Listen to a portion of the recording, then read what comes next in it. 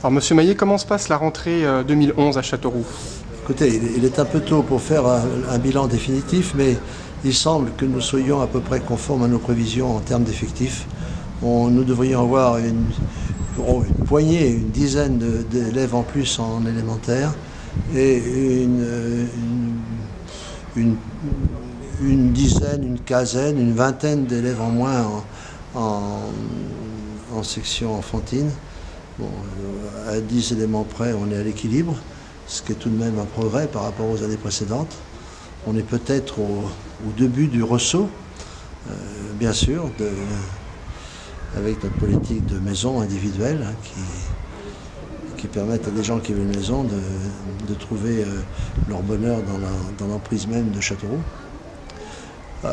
Des points chauds en termes d'effectifs, il y a les marins, bien sûr, où il y aura une création de postes, un ou deux postes, et Saint-Martial.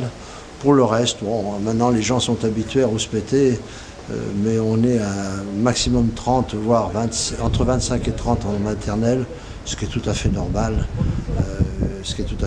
d'ailleurs. On est équipé pour ça.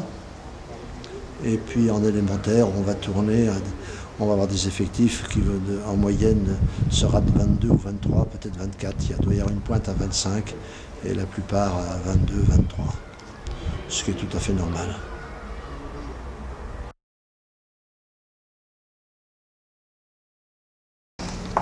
Alors, concernant les ouvertures, on a demandé quand même pas mal d'ouvertures qui sont très bien justifiées. Bon, alors, je compte 1, 2, 3, 4 ouvertures. Hein.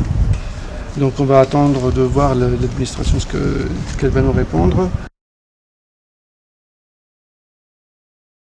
Du CTP qui vient de réaffecter 11 postes qui étaient rendus vacants par le fait que beaucoup de postes de réseau d'aide n'étaient pas pourvus, notamment.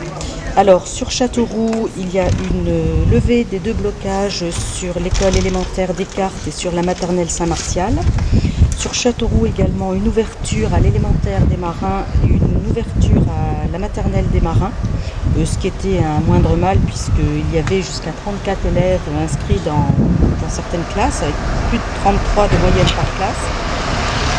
Moi j'insiste aussi beaucoup là-dessus, on ne fait pas la carte scolaire, je dirais, au sonomètre.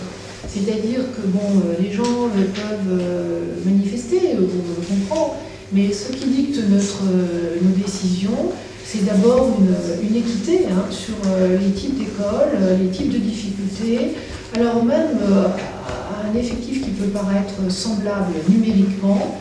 On est dans des configurations d'écoles différentes selon qu'on est sur des RPI avec des sites éclatés et selon qu'on est sur des écoles à multiples classes, sur un même site, par exemple des écoles en milieu urbain. Donc encore une fois, ce qui dicte la décision, c'est l'intérêt des élèves et l'organisation pédagogique possible dans les classes et les écoles.